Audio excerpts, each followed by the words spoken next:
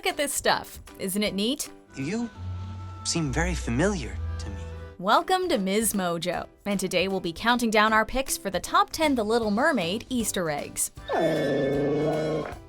Before we begin, we publish new content every day, so be sure to subscribe to our channel and ring the bell to get notified about our latest videos.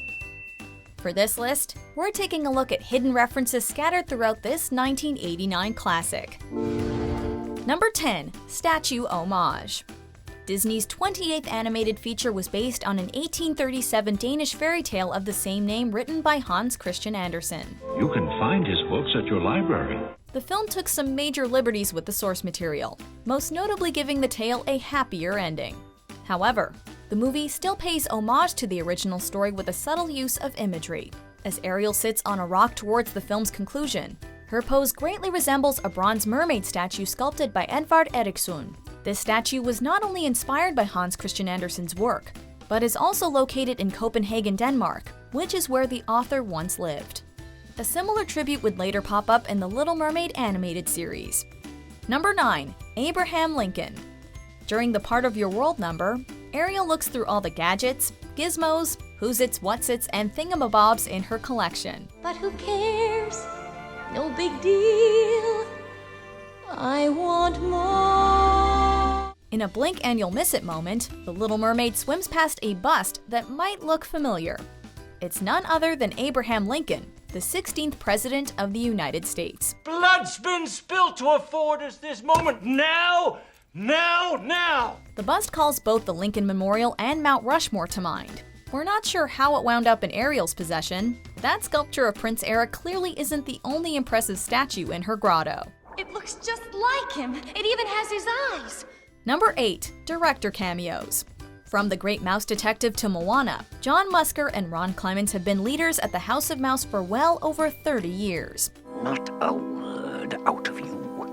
With each of their animated features, the directing duo tends to work in caricatures modeled after themselves. Of course, most of these cameos go by so quickly that you need to pause your TV to notice them. When Ariel crashes Vanessa and Eric's wedding, several guests are caught off guard by all of the commotion. One of the guests has a mustache and a tall, thin physique, resembling Musker. The guest standing next to him is shorter, and with a beard, looking an awful lot like Clements. Coincidence? We think not. Number 7. Cinderella's dress. While she's never landed a leading role, actress Edie McClurg has voiced an assortment of minor Disney characters. They all adore him.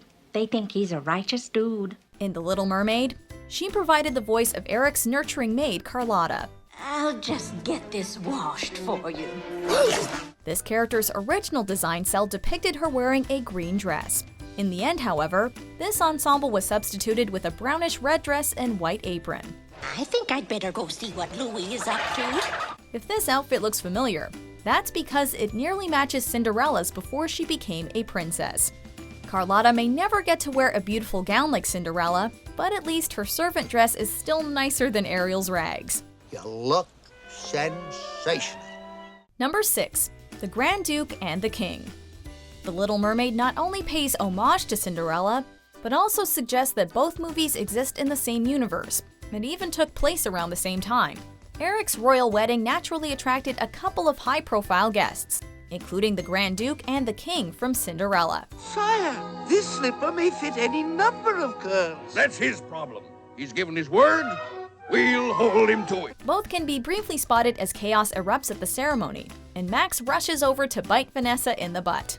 Are these just throwaway cameos? Or does their presence back up the popular fan theory that all Disney movies are connected? Either way, it's still an Easter egg fit for a king. Number 5. Sleeping Beauty and Prince Phillip. The Little Mermaid was Disney's first full-length animated fairy tale in 3 decades. Their previous crack at the genre being 1959's Sleeping Beauty. I don't understand. Given the unique link between these films, it's only fitting that The Little Mermaid gives a hidden shout-out to its predecessor. While it's not easy to spot, a painting featuring Princess Aurora and Prince Philip can be seen hanging in Eric's dining room. This only further supports the theory that every Disney movie is part of the same world. Since Eric has a portrait of Aurora and Philip in his possession, is it possible that there's some blood between them?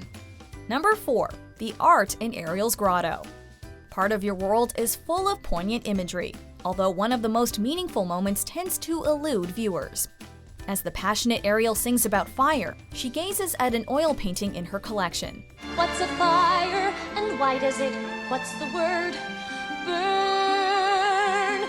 This isn't just any portrait, however. It's Magdalene with the Smoking Flame by French Baroque painter Georges de la Tour. The flame in the picture ties into Ariel's desire to learn why fire burns, but the symbolism is much deeper than that. Like Mary Magdalene, Ariel is also an outcast with many frowning upon her innermost desires. Wouldn't you think I'm the girl who has everything? There is also the fact that Magdalene is often depicted with red hair similar to Ariel's, exemplifying the unlikely bond between both women. Number 3. Mr. Limpet.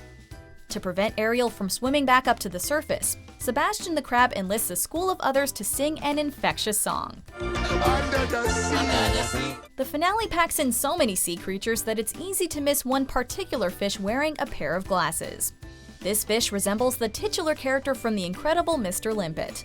What makes this cameo so ironic is that Mr. Limpet wanted nothing more than to be a fish. I wish I were a fish. He even sings a song about it. This makes Mr. Limpet the polar opposite of Ariel, who wishes to trade in her tail fin for a set of human legs and walk on land. These two are both fish out of water. And Bessie thought I couldn't swim. Number 2. Ursula's Contract. Disney animators tend to litter their movies with hidden Mickeys, and The Little Mermaid is no exception. At the concert early on in the film, several guests have black hairdos that seem to resemble mouse ears. As the daughters of Triton are unveiled, a few bubbles appear to mimic Mickey as well. Then there's Ursula's Contract, which might just look like gibberish at first glance. In the midst of all the legal jargon, though, you'll find a little doodle that can only be Mickey Mouse. It just goes to show that you should always read the fine print. Number 1. Mickey, Donald, and Goofy. In addition to those hidden Mickeys, everyone's favorite mouse also makes a physical appearance in the film. As Triton arrives at the concert, Mickey can be seen in the audience alongside Goofy and Donald Duck. What are they doing there? How can they breathe underwater? Maybe the Kingdom Hearts games could fill in the blanks. In any case, it's still an awesome Easter egg. And it's not the only one in this scene. You'll also find Kermit the Frog in attendance, which makes a bit more sense since you're more likely to find a frog under the sea than a mouse. I'd like to be under the sea. And to think, this was 15 years before Disney officially bought the Muppets. Do you agree with our picks? Check out these other great clips from MsMojo and subscribe for new videos every day.